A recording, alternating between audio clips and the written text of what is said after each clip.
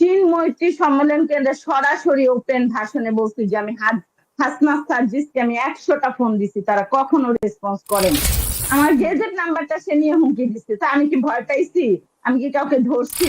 ওটা রুমন ভাই আমাকে একদিন বলেছিল ওনার গেজেটও নাকি বাদ দিয়ে দেওয়ার হুমকি দিয়েছিল। দল গঠনের পরে আর কোনো খবর নেই। দল গঠনের পরে তার খবরই নেয় না। তারেক রহমানের সাথে আমি স্বয়ং নিজে আমি কথা বলছি, তার পক্ষ থেকে আমি এখানে না বললাম 80% ট্রিটমেন্টের খরচ আমরা বিএনপির পরিবার বেয়ার করছে। 80%। ওরা আমার পাশে কিভাবে ছিল সেটা আমি মুখে বললেও কম হবে। তারেক রহমানের সাথে আমি স্বয়ং নিজে আমি কথা বলছি, তার পক্ষ থেকে প্রত্যেক সপ্তাহে 2-3 দিন পর পর আমার জিসানের খবর নেই, যেটা আমি বলে শেষ করতে পারবো না। এতদিনে হয়তো তারা আমার পাশে না থাকলে আমি কি করতাম আমি নিজেও জানি না। আমার মতো একটা মেয়ে মানুষ, যার আমার হাজবেন্ড নাই, আমার বাবাও নাই, আমরা মধ্যবিত্ত একটা ফ্যামিলি। যেহেতু থার্ড স্টেজে ধরা পড়ছে, ওর প্রত্যেকটা কেমো গেছে 49,000 টাকা করে, মাসে 2টা কেমো, এবং সপ্তাহে 5টা রেডিও দিতে হয়েছে। আমি জানি যে আমার ছেলের যদি আজকে তার যে নতুন লাইফটা চলতেছে এর 80% বিএনপির পক্ষ থেকে। এটা আমি একটা ভাষণে বলার পরে আমাদের শহীদ পরিবারে অনেকেই বলছে আমি বিএনপির কাছে বিক্রি হয়ে গেছে। এটা যদি বিক্রি হয়ে যাওয়া হয়, আমি ওদের ভাত খাইছি, ওদের গুণ গাইতে আমার সমস্যাটা কি? আমার বাচ্চাকে বাঁচানোর জন্য যদি তারা তো আপনার পাশে দাঁড়িয়েছে, কোনো অপরাধ? তারা তো আপনার পাশে দাঁড়িয়েছে। আপনি যখন স্বাস্থ্য উপদেষ্টার কাছে ফেল হয়েছেন, সার্জিস আপনাকে হেল্প করে নাই বা এনসিপি আপনার পাশে দাঁড়ায় নাই, তখন তো বিএনপি আপনার পাশে দাঁড়িয়েছে। এনিবডি। আমি চীন মৈত্রী সম্মেলন কেন্দ্রে সরাসরি ওপেন ভাষণে বলছি যে আমি হাসনাত সার্জিসকে আমি 100টা ফোন দিছি, তারা কখনো রেসপন্স করে নাই, কখনো না। স্বাস্থ্য উপদেষ্টার কাছে আমি আমার ছেলে নিয়ে 2 দিন গেছি, আমি একা 1 দিন গেছি, সারাদিন বসে ছিলাম, বিন্দু মাত্র সাপোর্ট পাইনি, বিন্দু মাত্র না, বললাম তো। তো আমি বলতে আজকে যে উনি যে আপনাকে আশ্বাস দিলেন এরপরে আর কোনোদিনও যোগাযোগ করে নাই বা আপনারা যোগাযোগ করেছেন, কোনো রেসপন্স করে নাই? না না, আমি করছি, উনি রেসপন্স করে নাই। আমি তো চাইলেই আর সচিবালয়ে ঢুকতে পারবো না পাস ছাড়া। আমি অনেক মেসেজ দিচ্ছি উনার পিএসকে, সেগুলো আছে।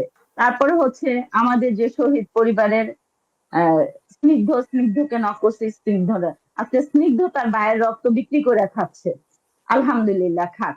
কিন্তু তারা তো শহীদদের সাথে বেইমানি করতেছে, আমাদের সাথে বেইমানি করতেছে। জুলাই ফাউন্ডেশনে যারা ক্ষমতায় আছে, জুলাই ফাউন্ডেশনে 2 দিন গেছে, আমার ছেলের সব কাগজপত্র, যে সিও এখন বসে আছে সে বলছে আমি দেখতেছি।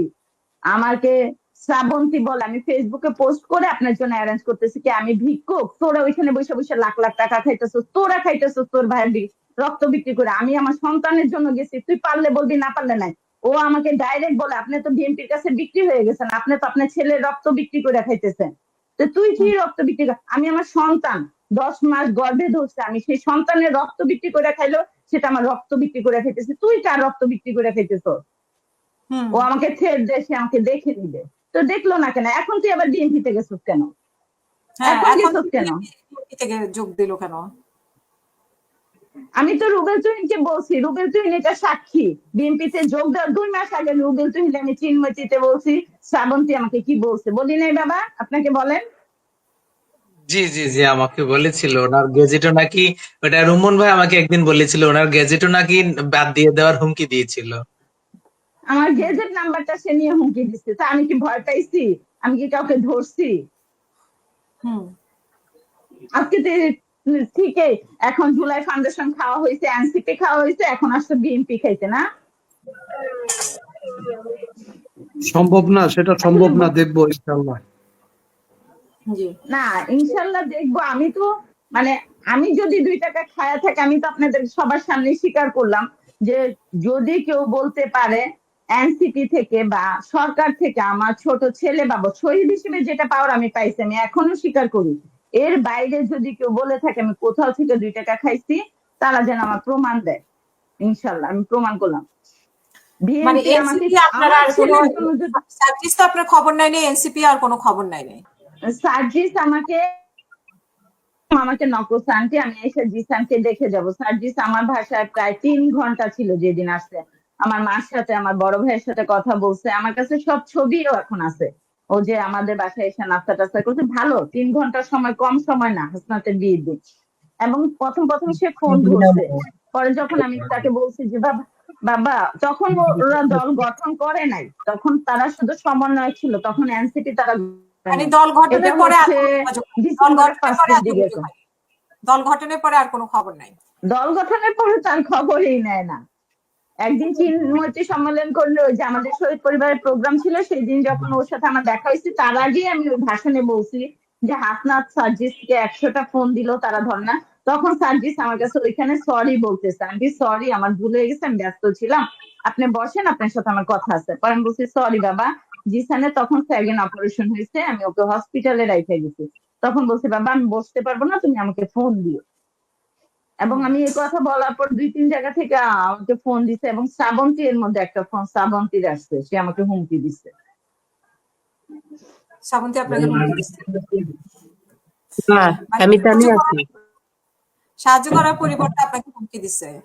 আমাকে যে আমি সে আমাকে দেখে নিবে, আমি বিএনপির কাছে বিক্রি হয়ে গেছি, আমি শহীদ পরিবারের নামে কলঙ্ক, এবং আমার গেজেট নাম্বারটা টেকনিক্যালি সে চাইছে। এগুলো বলার আগে বলছে আন্টি একটা বায়োগ্রাফি করবো, তো একটু আব্দুল্লাহ গেজেট নাম্বারটা দেন। তখন আমি গেজেট নাম্বার দিছি, তারপরের দিনই সে আমাকে ফোন করে এগুলা বলছে।